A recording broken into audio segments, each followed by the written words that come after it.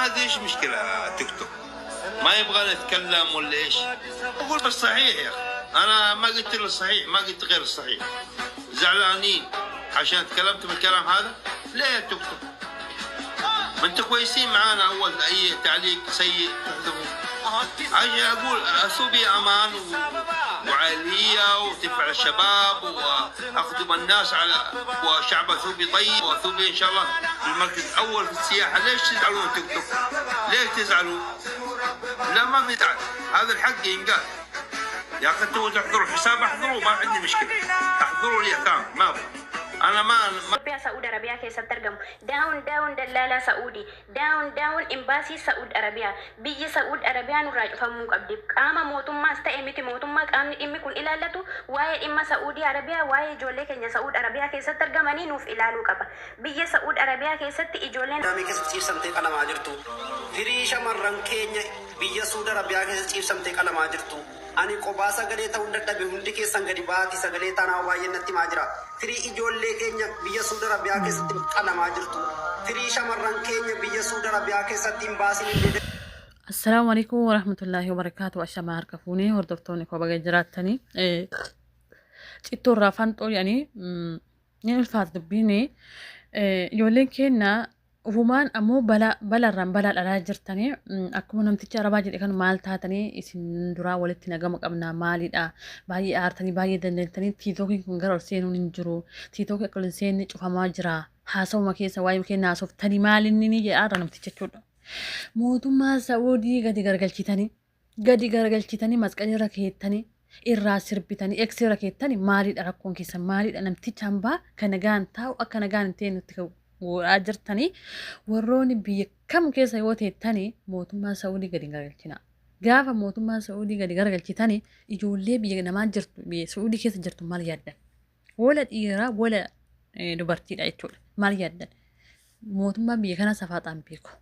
biyya guddatti biyyi kaameraa akka mootummaa Itoophiyaa Abiyyi fi Jawaarii miti gargalchaanii barbaada ol gargalchitanii gadi barbaada ol gargalchitasanii miti. Kanaaf mootummaa biyya Saawudii irraa Salmaan Muhammad irraa gadi bu'aa yoo nagaa barbaada gadi bu'aa yoo lakki nu biyya biraa teennaa adii rakkoon qabu jettan itti muddaa yeroo akkana nageen dhufu namticha hambaara gadi bu'aa miidiyaa tiitoo jechuun nam hunda fayyadama.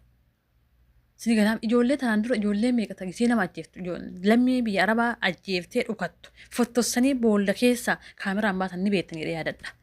Kanaaf warri mootummaa Saa'udii uduun beekin gargalchitani daddafaa footoo isaas waan kamiyyuu taanaan of jalaa kaasaa. Namtichi hambaa waan takkallee waan nu godhin qabu karakkoo qabu biyya keenya.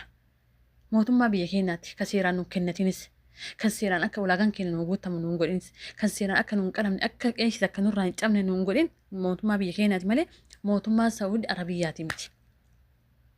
Kanaaf mootummaa Muhammad Salmaan gargalchuun qabdan aangawoota biyya kanaatti akkatti isii maqaa dhawullee qabdan jechuudha. Wanti isaan nu godhan hin jiru.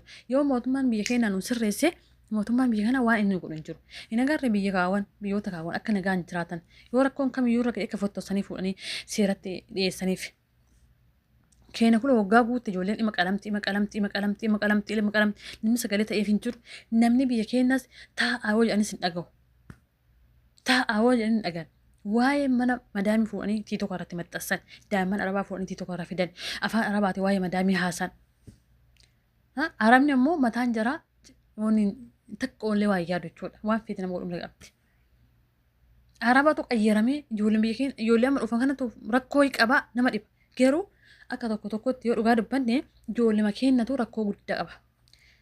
Waan biyyaa baaniif dhiisanii sa'a 24 tiitoo irra oolan. Arabni kaameraa maxxansitee mana keessa oolchitu waan jarri hojjettu waan jarri haasoftu waan jarri hojjettu hunda laalti jechuudha. Gaafatti galte kabalti saniin duuba naajjeesti gettii tarii waan isin jettu dhageessu jechuudha bakka saraati nyaallee. Arabni tama dura nu bira hojjetannu arabni tama nu bira hojjetan maali arabni akkana ol kaatee nama rakkattu ima hin jirre rakkooma ijoollee teenyaati kun hundoo.